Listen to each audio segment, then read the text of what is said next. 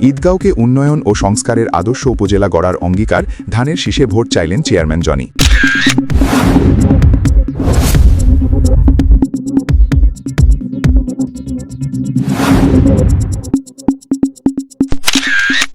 কক্সবাজার 3 সদর রামু ঈদগাঁও আসনে বিএনপি মনোনীত প্রার্থী জননেতা লুৎফুর রহমান কাজলের পক্ষে নির্বাচনী প্রচারণায় অংশ নিয়ে ধানের শীষ প্রতীকে ভোট দেওয়ার আহ্বান জানিয়েছেন ঈদগাঁও উপজেলা বিএনপির সাবেক সাধারণ সম্পাদক ও জালালাবাদ ইউনিয়ন পরিষদের চেয়ারম্যান মোহাম্মদ আলমগীর তাজ জনি।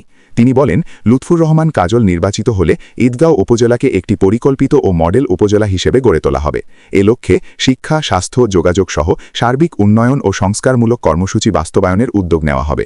বুধবার 28 জানুয়ারি সন্ধ্যায় ঈদগাঁও উপজেলার জালালাবাদ ইউনিয়নে আয়োজিত এক জনসভায় এসব কথা বলেন তিনি। চেয়ারম্যান জনি আরও বলেন, ঈদগাঁওয়ের মানুষ দীর্ঘদিন ধরে নানা ক্ষেত্রে অবহেলার শিকার। শিক্ষা ও স্বাস্থ্যসেবার ঘাটতি এবং যোগাযোগ ব্যবস্থার দুরবস্থা থেকে মুক্তি পেতে হলে পরিবর্তন জরুরি। জনগণের ন্যায্য অধিকার প্রতিষ্ঠায় আসন্ন 12 ফেব্রুয়ারির নির্বাচনে ধানের শীষে ভোট দেওয়ার জন্য তিনি ভোটারদের প্রতি আহ্বান জানান। এ সময় তিনি ভোটারদের ভোট প্রদানের পর ফলাফল ঘোষণা না হওয়া পর্যন্ত ভোট কেন্দ্রে অবস্থান করে নিজেদের ভোটাধিকার সুরক্ষিত রাখার আহ্বানও জানান। অনুষ্ঠানে উপস্থিত ছিলেন জেলা বিএনপির সহসভাপতি এম মমতাজুল ইসলাম, জেলা বিএনপির সাবেক সাধারণ সম্পাদক শওকত আলমসহ বিএনপি ও এর অঙ্গ সহযোগী সংগঠনের বিভিন্ন স্তরের নেতাকর্মীরা।